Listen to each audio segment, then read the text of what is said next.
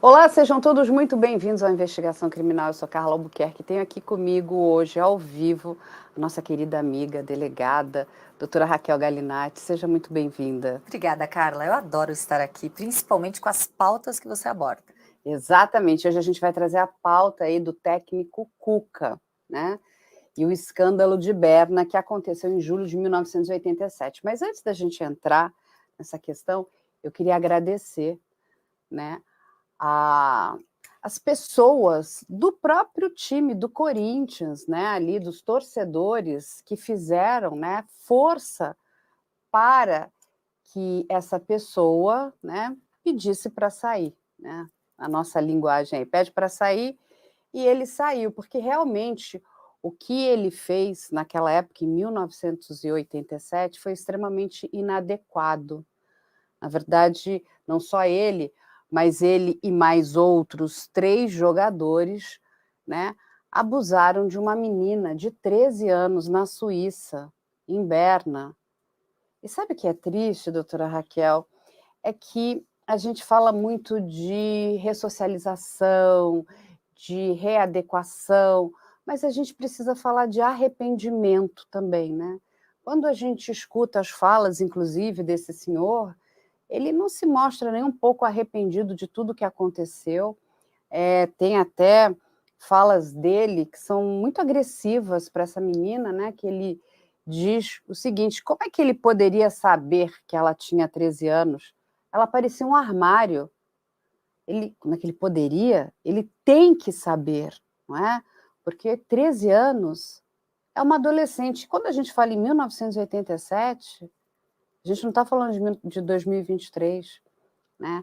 Um tempo aí bastante alargado. Você imagina a marca, né? A mácula que eles não deixaram nessa pré-adolescente, porque 13 anos é uma pré-adolescente, Uma criança, né? Uma criançona. Exatamente. E aí, doutora? Primeiro, eu também fico muito feliz. Inclusive, eu participei de uma campanha do Corinthians, Respeita as Minas. Isso, nós gravamos com eles. Eu fui uma das escolhidas daqueles 30 dias de março de 2020, 2019, agora eu não lembro a data, acho que foi 2019. E realmente eu vejo que em 1987, a própria imprensa satirizou, dizendo que os meninos ficaram, coitados, traumatizados naquele encarceramento de 30 dias, e eles conseguiram, através do Ministério das Relações Exteriores, uma combinação para que eles respondessem aqui sobre o crime após o julgamento. Claro que, como a gente não tem o acordo de extradição de brasileiros, ficou impune esse crime, eles não foram extraditados, Constituição Federal, e ali a impunidade reinou. E hoje, a gente falando em 2023, eu vejo não só o desconforto, como a indignação e o repúdio a atos desta forma. Normalizar atos criminosos é extremamente perigoso. Faz com que a gente retroceda toda essa evolução que a gente tem tido na proteção da dignidade da pessoa humana, não vou falar só mulheres, não, da dignidade das pessoas, em que abusos não são tolerados, muito menos crimes. E naquela época foi uma sátira, como se eles fossem os tigrões, né? Como se eles fossem aqueles que estavam lá flertando com uma menina. E foi curioso, né, Carla? Porque ela não foi sozinha no quarto. Esse escândalo de Berna ficou muito elucidado, inclusive o próprio advogado da menina diz que ela estava acompanhada com 2 meninos que foram imediatamente expulsos. Exatamente. E aí você lembrou muito bem, né? Eu quero dar parabéns de novo, né, para o Corinthians, porque você lembrou a questão dessa hashtag que eles criaram no México as Minas, e nós fizemos um programa, inclusive, com eles, um programa que está até na Amazon Prime, que são hackers, a gente chamou de hackers, né? Legal. Que, na verdade, eles explicavam essa questão da misoginia e como o Corinthians estava trabalhando isso, né? Que ele entende que isso é uma atitude errada, que é contra as regras do time. Então, parabéns de novo para o Corinthians, né, para a diretoria do Corinthians, parabéns para os torcedores do Corinthians e principalmente para as mulheres torcedoras, porque são muitas. Eu vim até meio de preto e um pouquinho de branco aqui para dar o meu agradecimento a essas torcedoras e torcedores que lutaram para que alguma coisa fosse feita, porque a gente não pode normatizar, né? Agora, vamos lembrar o seguinte, que a gente tem que dar parabéns para a torcida, né? Porque, assim, a diretoria contratou, infelizmente, esse senhor, né? Mas quando eu digo diretoria, eu quero dizer aquela diretoria que trabalha ali. Exatamente. Né? E temos ali, temos umas pessoas muito boas dentro, né, da equipe do Corinthians, né? Quando a gente trabalhou aqui esse programa dos hackers, que eles estavam muito preocupados com a questão da misoginia, preocupados com a figura da mulher. E eu acho o seguinte, porque somos torcedoras, queremos também, né, ser participantes, né? Eu já adianto aqui que eu torço para todos os times, então eu não tenho um time de coração, o meu time são vários times, nesse momento estou torcendo aqui junto com as fãs do Corinthians, né? E essas pessoas que pediram a saída dele, que eu acho que foi muito bem feito, porque quando a gente começa a normatizar esse tipo de atitude e ele se colocar como vítima, gente, essa é uma menina que vai pedir autógrafo. Ela foi pedir flâmulas, camisetas, ela foi pedir souvenirs por ser fã desse time de futebol à época, acho que era o Grêmio. Então é uma situação em que a gente percebe o quanto nós estávamos completamente, nós mulheres estávamos completamente desprotegidas e quanto a avaliação dos olhares eram realmente desproporcionais. O fato de uma menina, uma molecona, se ela estava ali com mais 2 meninos, e a gente sabe que a Europa, principalmente esses países nórdicos, né? Ali ela estava na Suíça. Existe mais essa cultura que a gente tem adquirido aqui no Brasil de igualdade, lá eles já estavam dessa forma. A Alemanha, quem já teve a oportunidade de conhecer, tem mulheres até que falam, como você vai abrir a porta para mim? A porta quem abre sou eu, na Alemanha. Então é uma situação assim. E ali ela estava como os meninos, torcendo para o time da mesma forma. E eles não deixaram os meninos não deixaram entrar. Então, ali era como se ela estivesse sendo permissiva para qualquer tipo de ato sexual, abuso sexual. A legislação, eu não sei como era a época, aqui no Brasil é gravíssimo. A gente fala que é um estupro de vulnerável. Sim, não, isso a gente precisa entender. O que acontece, né? Essa menina, ela é impedida de entrar com as outras pessoas que a acompanhavam ela no quarto, o que já mostra que ali ia sofrer um bote. Por que as outras pessoas não podiam entrar? Ela foi pedir autógrafos, flâmulas, o que você falou, talvez tirar uma foto, né?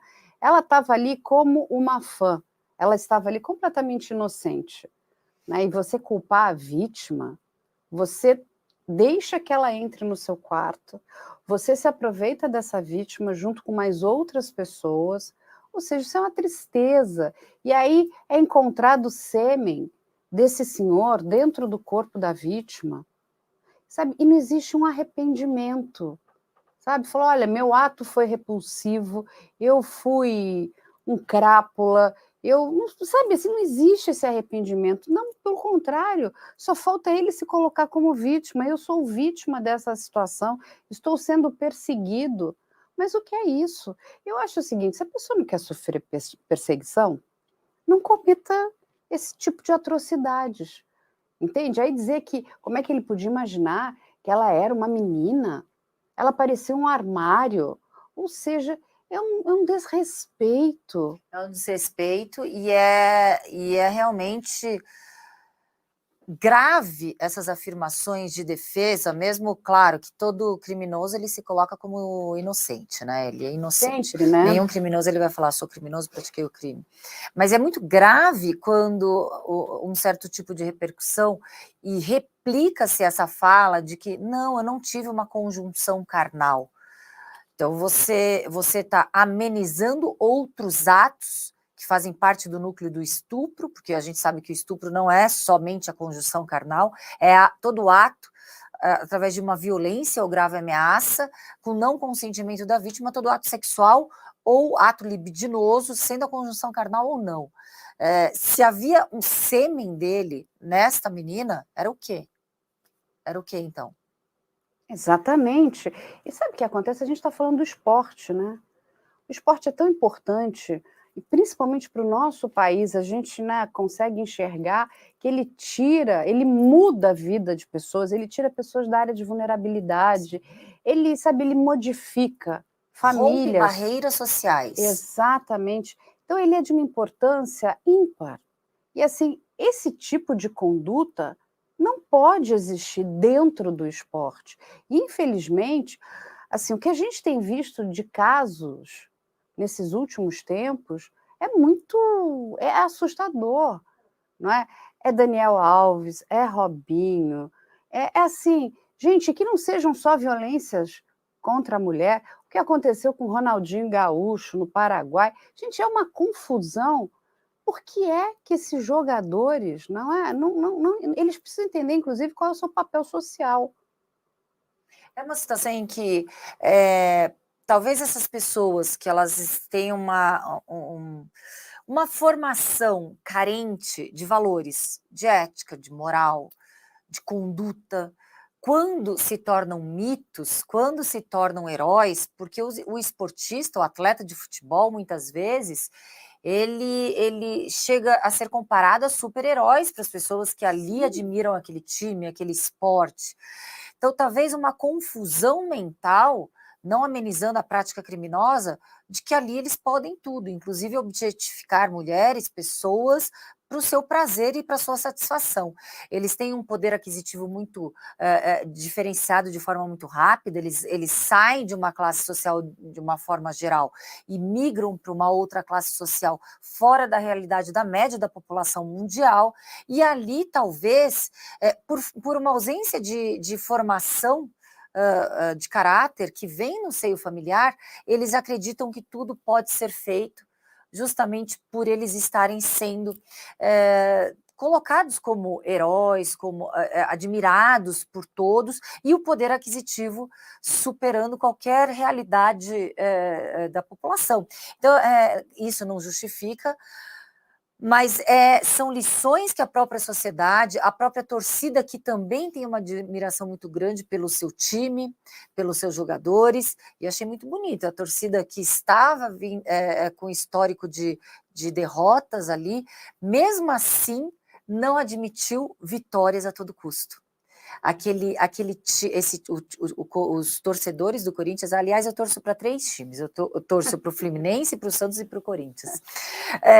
O Corinthians, ele mostrou, os torcedores mostraram uma honra, né, uma ética inabalável. Não é a todo custo, porque após essa prática desse escândalo de Berna, o Cuca, ele não só teve uma carreira bem sucedida dentro como fora dos gramados.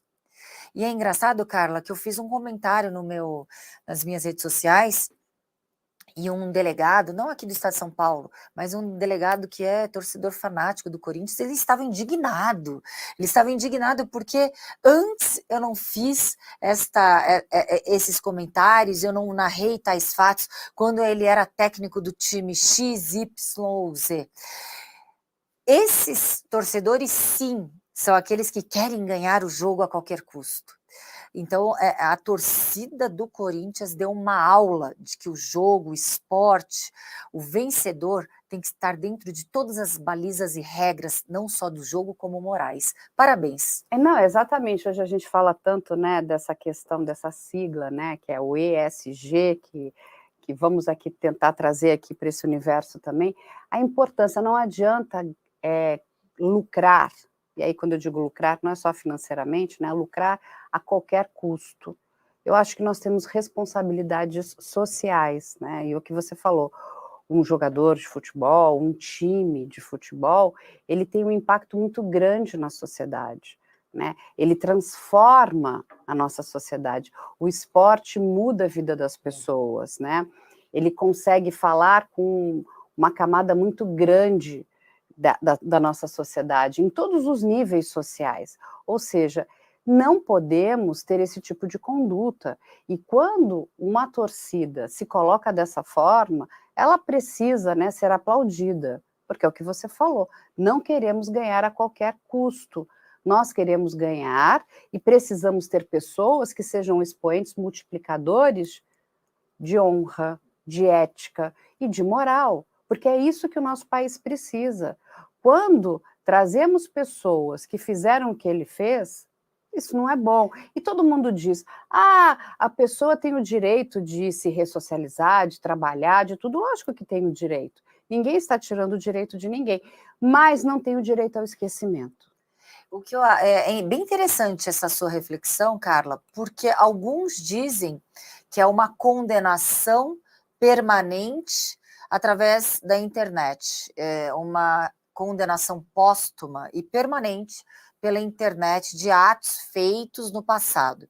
Mas o que chama a atenção, talvez, o desconforto e indignação da torcida, que repudiou o ato de contratação, talvez, eu percebo que talvez nem seja a prática do crime, mas sim a negação da prática e tentar minimizar os atos criminosos ali.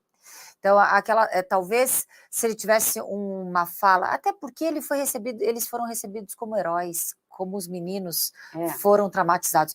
Talvez... Ficaram traumatizados. Parece que eles estão se comparando, doutora Raquel, com essas moças que ficaram presas, né, na Alemanha, de forma injusta. Ali aconteceu uma grande injustiça.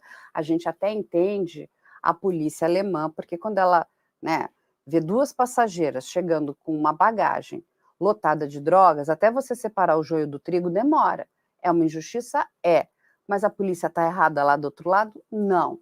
Tem que fazer uma averiguação. Agora, eles são coitadinhos? É uma situação em que a fala, ao falar não houve estupro, era apenas um ato, não foi estupro, então é uma ausência de conhecimento do crime em si, mas não é uma ausência de conhecimento, é uma negação da prática do crime, utilizando várias falas que objetificam mulheres, que colocam a culpa na vítima, que responsabilizam e estigmatizam ainda mais a vítima de crimes sexuais.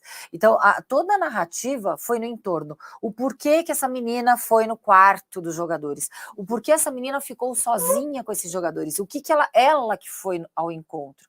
Então, é uma situação em que a vítima ela passa a ser culpada pelos atos criminosos, que é o grande estigma e é o grande desafio que a gente tem para desconstrução de vítimas de crimes sexuais, as mulheres principalmente. Sempre o holofote tenta ser dado qual era o comportamento daquela vítima, a roupa, se aquela vítima bebeu, se ela estava ali excessivamente alegre ou simpática.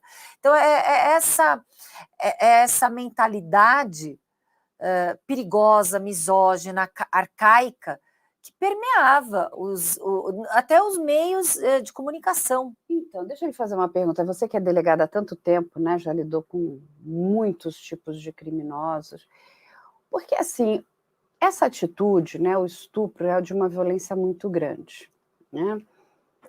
E o que acontece? Ele tem essa coragem, né, de estuprar uma menina, né, de 13 anos, completamente vulnerável, ela estava, imagina... Era um estupro coletivo, eram 4 caras ali, né? Em estado de choque. Então, ali eles são machões, ali eles são fortões, ali eles são poderosos, eles fazem e acontecem. Agora, por que eles não continuam machões, fortões, poderosos, na hora de contar o que eles fizeram? Entende o que eu estou querendo dizer? Sim, porque aí eles saem dessa posição, né? Porque, olha, como eu tenho domínio de tudo, e aí entra na posição da vítima. Não combina, entende? Chega a ser patético, é ridículo. Eu sou vítima. Vítima do quê, meu senhor? Vítima do quê? E mesmo que ela tivesse dado o consentimento... Seria estupro de vulnerável. Exatamente, porque ela tinha 13 anos. Ela tem 13 anos. E deixa eu lhe fazer uma pergunta, isso é uma dúvida que muitas pessoas perguntam aqui no canal. Ele é brasileiro? Eles são brasileiros, né? E eles cometem um crime fora do nosso país. Isso é visto como crime aqui dentro do nosso país? Ele pode ser penalizado ou nunca? Infelizmente, só mediante a sentença homologada pelo STJ. Entendo. Que é o que estão tentando fazer no caso do Robinho. Eu entendo, mas, por exemplo, mesmo que tenhamos... A punição não pode ser feita aqui no Sim, país. mas o que eu digo, um brasileiro, quando comete crime fora do Brasil, para o Brasil, aquilo não foi crime? A condenação dele fora só vai poder ser, ele só vai poder ser punido aqui se essa sentença for homologada. Não, eu entendi isso, mas... Não, é crime, mas ele não tem a punição, ele não tem o processo. Porque ele não praticou, por exemplo, se ele tivesse fora... Se essa menina fosse uma brasileira, isso se configuraria crime aqui no Brasil? O processo teria que ser lá. Porque só é crime se acontecer em solo brasileiro, Sim. é isso? Não, não é que só é crime se acontece em solo brasileiro. Não, digo para o Brasil, crime para o Brasil. Não, pode ser crime, mas eu estou falando dentro do nosso sistema de justiça criminal, para que ele seja responsabilizado criminalmente, punido, sentenciado para ele ser encarcerado, os fatos devem estar aqui. Entendi. Então, um brasileiro que comete crimes em outro país, mesmo que esse crime seja contra um outro brasileiro ou uma ele brasileira... vai ser condenado no outro país. No outro país. Se esse país não fizer nada com ele, ele fica impune. Impune. O que aconteceu, por isso que no caso do Daniel Alves, foi muito importante que ele não tenha saído ali da Espanha, justamente para que ele não ficasse impune aqui no Brasil, porque o Brasil não tem um tratado de extradição para os seus brasileiros natos. Sim. Agora, deixa eu lhe fazer uma pergunta. Durante todo esse tempo em que ele foi condenado lá, ele voltou para o Brasil, mas ele chegou a sair do Brasil também. As autoridades da Suíça não poderiam ter pedido a prisão dele? Ele teve uma condenação de 15 meses. 15 meses, mas eles cumpriram acho que 30 dias ou 45 30 dias. Mais a multa. Isso. Ele, com certeza, ele não estava procurado pela Interpol, mas eu tenho certeza também que ele não deve ter retornado à Suíça. Entendi, porque no caso do Robinho, ele não pode sair do Brasil. Se ele sai do Brasil, ele é capturado porque existe... Não, então depende da gravidade. Ali eles condenaram pelo crime. O crime foi um crime de 15 meses. Por exemplo, alguém que pratica o crime em outro país e é um crime de menor potencial ofensivo, não que esse seja. Ele não está procurado por outros países através da Interpol. Então, ele pode ir para outros países. De repente, se ele volta àquele país que ele praticou um ato criminoso, um ato correlato, ali ele tem que pagar e ser responsabilizado quando ele retorna ao país que ele praticou o crime, dependendo deste crime. Agora, deixa eu lhe fazer uma pergunta aqui, doutora Raquel, que é uma pergunta que não quer calar. Muitas pessoas, né, nos perguntam isso também. A gente hoje tem a lei, né, do racismo, ela é inafiançável e ela é imprescritível. Inclusive a injúria racial. E nós concordamos com isso, eu acho que está corretíssimo. Mas quando a gente olha a questão do estupro e do próprio homicídio, e a gente entende que existe prescrição para esses crimes, isso não é um pouco absurdo? Eu também acho desproporcional. Eu também acho desproporcional não o racismo ser imprescritível. Eu acho que é correto. Eu acho correto. Eu acho desproporcional alguns crimes hediondos, porque o estupro de vulnerável é um crime hediondo, alguns crimes hediondos e correlatos serem prescritíveis. Eu concordo com você. Principalmente porque quando a gente, né, encontra menores de idade, elas têm muita dificuldade, inclusive de denunciar, têm medo, ficam apavoradas. No caso dessa menina, porque o pai pegou ali a história no ato, não é isso? Eu não sei ao certo, mas parece que os meninos, né, ali, que foram impedidos de entrar nesse quarto, já conseguiram noticiar o pai a respeito, e o pai, pelo que eu li nos noticiários, o pai pegou no ato. Por isso que imediatamente ela foi direcionada para a polícia, preservou inclusive os vestígios biológicos, no caso o sêmen, para incriminação, para poder tipificar o crime e eles serem condenados. Porque se isso não tivesse acontecido, possivelmente essa menina ia sair de lá embotada, né, daquele jeito que a gente conhece, e eles estariam aí livres, leves e soltos, como se nada tivesse acontecido, porque ela o quê? Ela é um objeto de prazer dessas pessoas, desses homens. E quantas meninas e mulheres não passam e não já passaram por situações assim e a impunidade prevaleceu? E aí, eu vou pedir para que você explique para as pessoas, porque acho que a gente sempre... Só posso fazer Lógico. uma vírgula? Eu não estou aqui acusando ninguém, mas também por experiência, a gente vê essa situação tão confortável na prática do crime. Os criminosos, geralmente, quando eles são surpreendidos e pegos em flagrante, não foi a primeira vez que eles praticaram tais crimes. O abuso, a forma a normalidade na prática do crime, a naturalidade na prática do crime, faz com que cada vez mais eles se sintam acima da lei. E dessa forma, a gente sabe que quando eles são pegos, não foi pelo primeiro crime. E aí, eu vou pedir para você explicar para as pessoas, a gente sempre aproveita todas as oportunidades, porque a gente sabe que a gente precisa falar muito sobre isso, da necessidade da vítima denunciar. Porque a própria polícia, ela só consegue, né, fazer um bom trabalho se houver uma denúncia. Uma ajuda aí, ativa. E aí a gente tem casos que são, né, que ficaram bastante, vamos dizer, grandiosos aqui no nosso país. A gente tem o caso do Roger Abdulmanci, nós temos o caso do João, que eu me nego a chamar ele de Deus, porque para mim aquele é o João do capeta. E aí o que acontece? Quando uma vítima denuncia, no caso até do João, é até uma injustiça eu falar isso, que outras vítimas não denunciaram. Elas denunciaram sim, infelizmente elas não foram ouvidas, foram desacreditadas, e assim isso causa um trauma ainda maior e uma tristeza. Mas é importante que a gente... a revitimização secundária. Exatamente, mas é importante que a gente denuncie, porque se não acontecer a denúncia, a polícia pouco pode fazer. E as vítimas, às vezes, têm muito medo do poder financeiro, do poder econômico, né, do agressor, e quando a gente para pensar, um jogador de futebol ele tem um poder econômico alto, o médico tinha um poder econômico alto, o João, ele mandava numa cidade, ele era dono praticamente. País, né? Vinham pessoas do exterior. Ele debochava de todo mundo, fazia o que bem entendia, ainda dizia que aquilo era o ectoplasma, sei lá do que, né? Então, que a pessoa praticamente estava sendo abençoada, né? Com aquele ato de agressão, com aquele ato de violência. Mas a gente precisa denunciar. Carla, existe uma situação... Até uns 2 anos atrás, 1 ano e meio atrás, eu achei um desserviço à imprensa também, utilizando tais palavras. Não vamos revitimizar a vítima de um crime sexual, vamos preservar a vontade dessa vítima ao não denunciar e não apontar quem é o autor do crime sexual.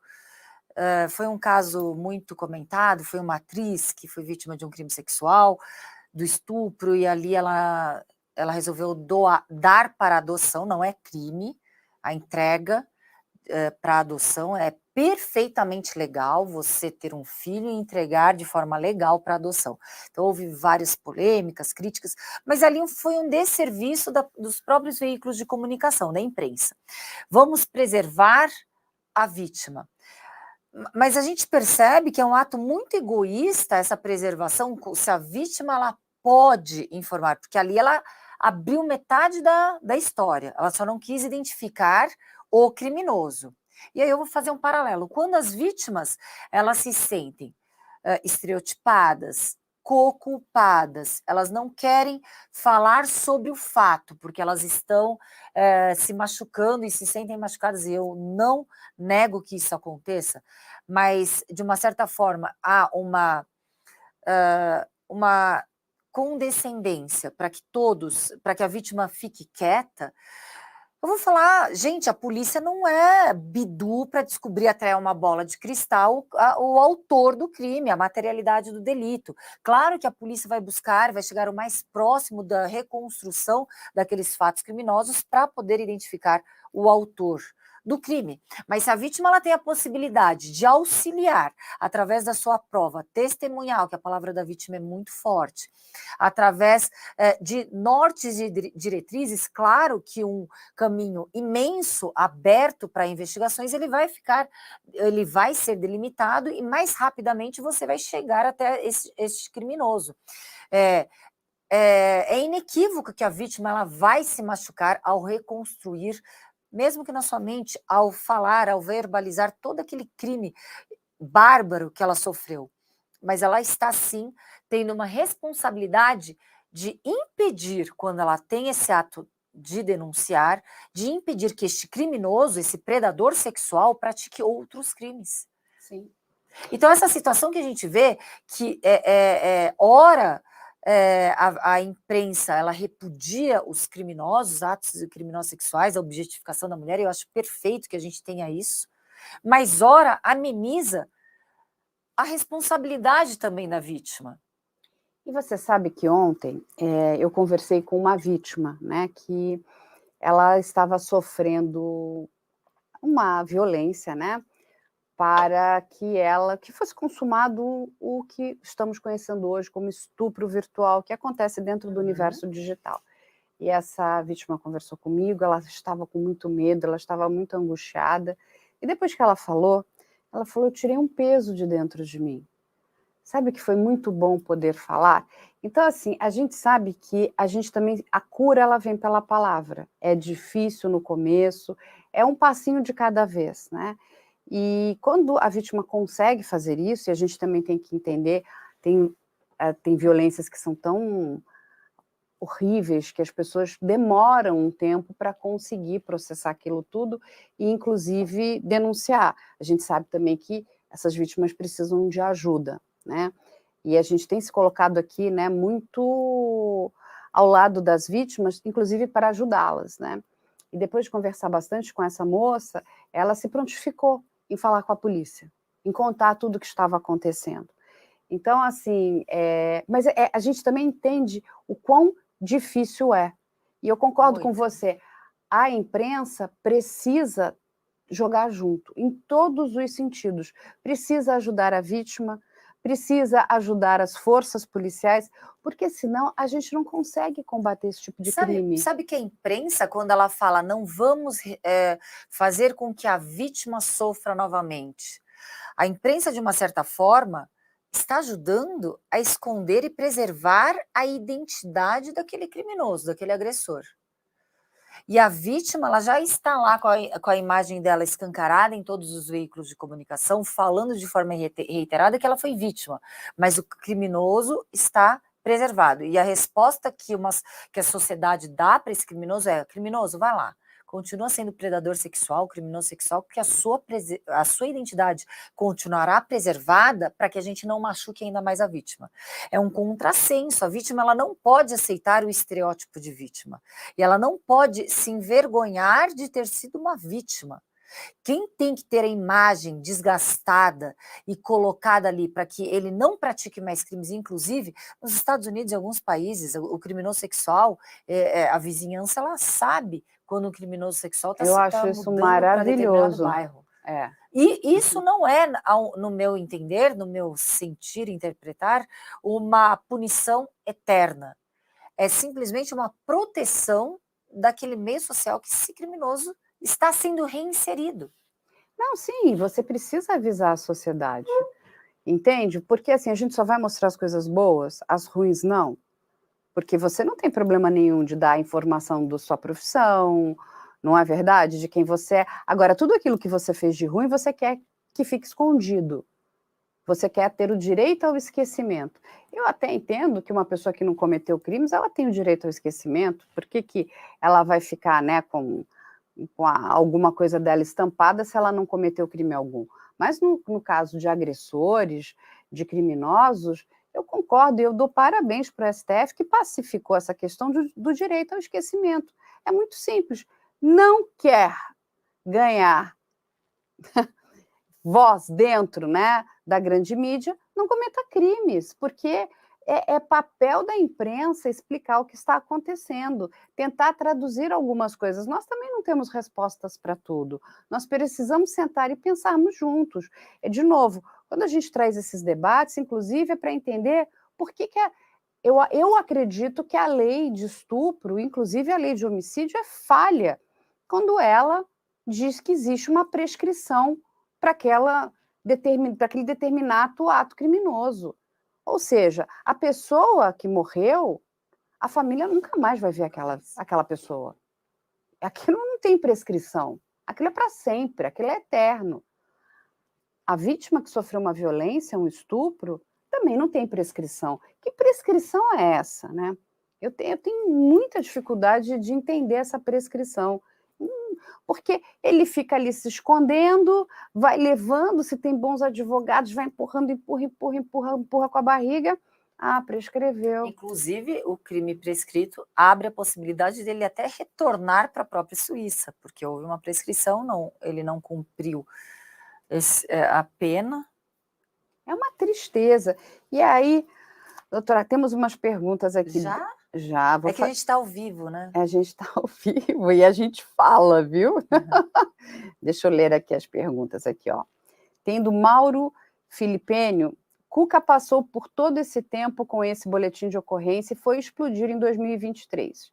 Existe a possibilidade dele ser julgado novamente e sentenciado pela justiça brasileira? Não, não existe. É que assim, não é que o boletim de ocorrência, o BO explodiu agora, ele já tinha sido um escândalo muito grande. A gente tem que entender também que nós, graças a Deus, evoluímos, né, como sociedade. Como a sociedade não é mais permissiva com alguns atos de violência, no caso sexual, que antes o machismo estrutural colocava ainda a vítima como provocadora daquele crime sexual. Olha que pergunta boa essa daqui. É de um professor. O nome dele é Bernardo Santos de Souza. Boa tarde, sou professor. Como trazer esse assunto para a sala de aula sem ser leviano? Há um programa da Justiça para realizações de palestras nas escolas? Continuem com um ótimo trabalho. Ô, professor, queremos te ajudar muito. Grande abraço, professor. Eu adoro os professores. Eu vou deixar a doutora falar primeiro. É uma abordagem sobre atos e crimes sexuais, depende também da idade. É necessário, a criança ela tem que saber se proteger. A gente estava falando até em crimes sexuais contra crianças, que são extremamente cruéis. A criança ela tem que, desde o início, ela estar protegida. Às vezes, tirar essa informação da criança, a gente deixa ela desprotegida.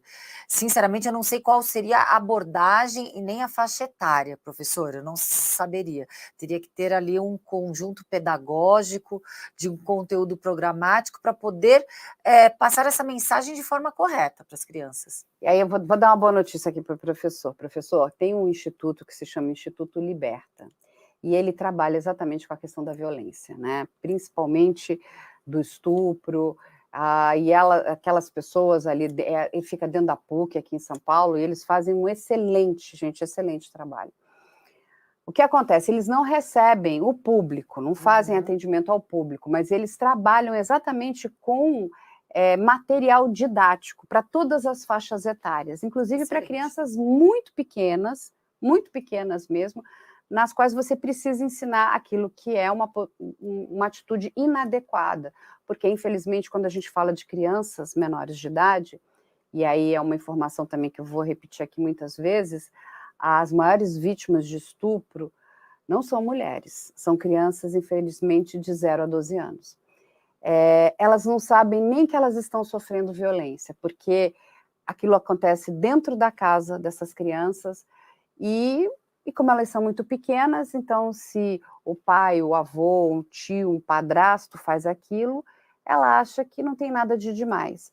Então o Instituto Liberta, ele faz hoje um trabalho muito interessante, ele tem um material didático muito bom, e eu conversei bastante com a Lu Temer, e ela me explicou que para todas as idades. Sensacional. Então, os professores, não só os professores, as escolas, podem procurar o Instituto Liberta e pedir, né, orientação, inclusive pedir o material correlato, né? Correlato a faixa etária. Exatamente, porque isso precisa sim ser abordado. Né? As pessoas precisam entender o que é uma atitude inadequada. Nós precisamos, inclusive, ensinar também para os meninos, para que eles possam ajudar, né, e a proteger as meninas. E a se autoproteger, porque os meninos também são vítimas, infelizmente. Sim, os pequenos são vítimas de estupro, sim, mas os maiorzinhos, que já são mais fortes, né, as pessoas já têm um pouquinho mais de medo de pegar o menino, né, porque ele pode se voltar contra o agressor, ele pode ajudar também. Ele pode ajudar denunciando, ele pode ajudar apoiando a vítima, sabe? Todos nós somos objetos transformadores dentro da nossa sociedade, né? Nós precisamos entender isso, que cada um de nós tem um papel importante. A imprensa tem um papel importante, as forças policiais têm um papel importantíssimo, e, de novo, não existe, olha, assim, eu tenho conversado com muitos delegados, delegadas, investigadores, policiais, e eles hoje estão todos muito atentos em relação a essa questão dessa agressão, dessa violência sexual contra crianças, contra mulheres, né, contra grupos LGBTQIA+. Então, assim... vulneráveis, exatamente, né? Existe um trabalho muito bem feito. Então, não tenham medo. Procurem a delegacia de polícia. Se você é mulher e a gente entende que uma mulher que sofreu uma violência, ela tem mais dificuldade de falar com o homem, procure uma delegacia da mulher. A gente estava abordando outro dia, né, Carla? A gente estava falando nos bares e restaurantes, desses protocolos quando a mulher é vítima. É bom aqui a gente repetir. Infelizmente, quando aconteceu já o crime, você foi vítima de um crime sexual, é importante que você se direcione diretamente para uma delegacia, para um hospital, e não vá tomar o banho, etc., porque ali você tem um material rico de provas, de vestígios genéticos para identificação do criminoso e para responsabilização. Identificação a vítima sabe, mas principalmente para responsabilização. Exatamente. E de novo aqui, vamos lembrar que no nosso país, o nosso sistema penitenciário, né, aí a gente vamos falar ali, né, da população penitenciária, não gosta desse tipo de criminoso. Mas não gosta mesmo. Não, assim, não é um lugar acolhedor para esse tipo de criminoso. Eles ficam no seguro, né?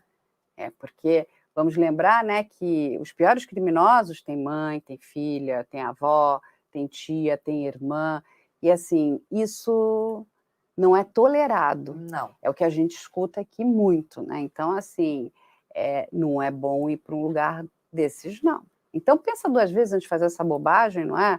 Eu acho que, assim, ou vá procurar um tratamento, porque a pessoa que só consegue, né, ter o ato sexual através da violência, ela precisa de tratamento. Tratamento, sei lá, psiquiátrico, psicológico. Aquela força, aquela tentativa de impor fisicamente uma satisfação de uma lascívia própria sexual, tratando um ser humano como um objeto de satisfação, né? A gente sabe que a cognição, a relação interpessoal, ela tem que ter reciprocidade. E ali, quando aquele criminoso escolhe uma pessoa para praticar um crime sexual, ela já está objetificando essa pessoa.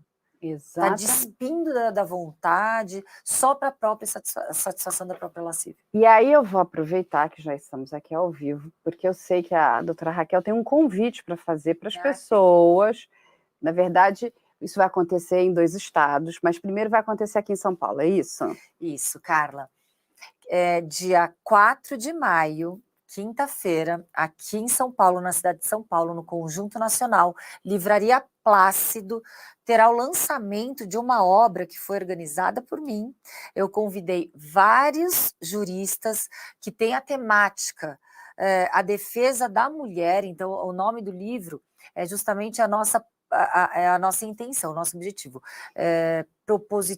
Proposições legislativas para ampliação da proteção da mulher que é vítima de violência. Então, nisso, eu chamei muitas delegadas, não só aqui do estado de São Paulo, tem delegada do Distrito Federal, delegada da Bahia, delegada do Pará, delegada de outros estados. tem promotoras de justiça, tem uma desembargadora, advogadas e tem uma médica legista.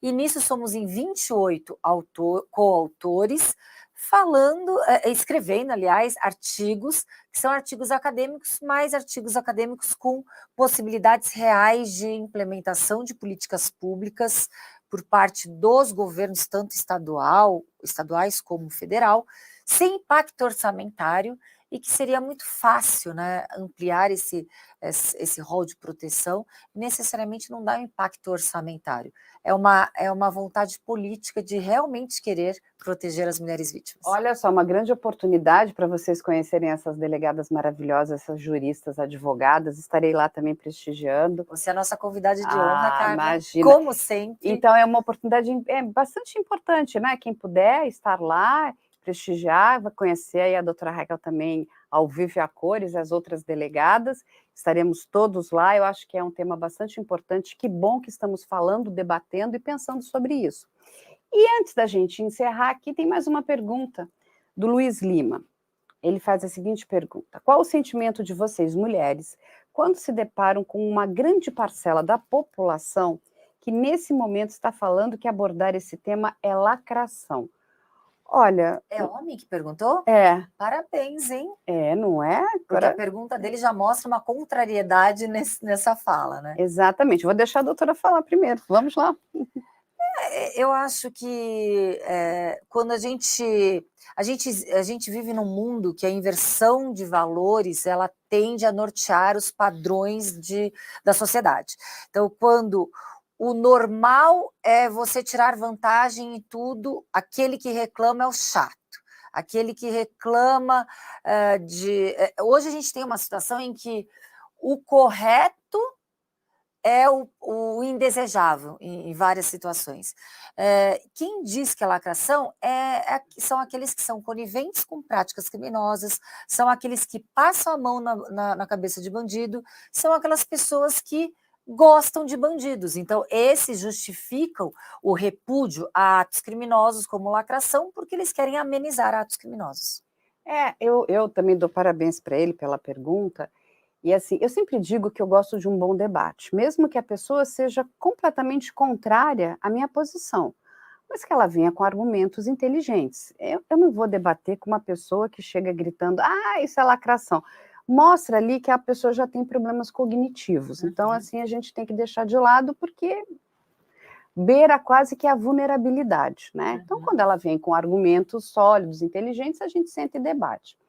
Agora, para essas pessoas que falam em lacração, uma vez eu escutei de um médico, quando nós estávamos gravando um programa, nós fizemos uma série chamada Transplantes. E eu perguntei para ele, doutor, como fica essa situação, né? Porque para a gente ter uma pessoa recebendo um órgão, alguém precisa ter morrido, né? E na grande maioria, precisa ser uma morte cerebral, que na grande maioria das vezes é uma morte inesperada. Então, é uma morte muito triste, principalmente para a família do doador. Ele me respondeu a seguinte frase: Carla, nós não temos que torcer para que ninguém venha a morrer. Existe uma média de mortes de pessoas que vai acontecer por morte cerebral. Isso vai acontecer, gostando nós ou não. A questão é se essas pessoas serão doadoras ou não. Então, vai acontecer. Está dentro de uma estatística. Muito bem. Sabe o que acontece? O crime, ele existe, Raquel, né? Infelizmente, o estupro vai acabar? Não, não vai acabar. A gente luta para que ele diminua, para que a gente crie conscientização na população. Então, para essas pessoas que falam sobre lacração, elas esquecem que elas podem ter uma filha, elas esquecem que elas podem ter uma mãe, uma irmã, e vamos aqui torcer para que essas pessoas nunca sejam vítimas de uma violência como essa. Porque se forem, eu gostaria de saber se essa pessoa vai dizer que foi... não, mas foi só uma lacração ali, né? Não aconteceu nada. Entende? A gente precisa se colocar no lugar do outro. Quando a gente se coloca no lugar do outro, né, a gente consegue ter essa empatia, a gente não fala que é lacração, né? As dores são muito grandes. E, de novo, vamos lembrar aqui que o maior número de pessoas estupradas ainda não são mulheres, são crianças. E como a doutora Raquel muito bem lembrou, quando falamos de crianças de 0 a 12 anos, falamos de meninas e meninos. Meninas ainda e meninos. As meninas ainda são estupradas em número maior, mas os meninos têm um número correlato assustador. E é uma violência horrível. Então, a gente precisa entender isso. A gente precisa, sabe, deixar essa coisa boba. Se você estiver vendo aqui um crime contra um homem, você não vai ajudar? Eu acho que nem é boba, é irresponsável, né, Carla? Entende? É a mesma coisa. Não interessa se é homem, se é mulher. É um ser humano, merece a nossa atenção. É vítima, merece a nossa atenção, merece a nossa ajuda. Porque uma pessoa que sofre essa violência, de novo, vamos deixar aqui muito claro, é para a vida toda. A pessoa não esquece, né? O nosso país, ele não tem prisão perpétua. Cláusula pétrea da nossa Constituição. Tem sim. Tem a prisão perpétua para a família das vítimas e a prisão perpétua para as vítimas, essas que sobrevivem. Esses crimes contra a dignidade sexual, eles são, no meu interpretar, são tão graves, são tão cruéis, que eu comparo a, claro, homicídio, porque a pessoa perde a vida, e também o sequestro em cárcere, né?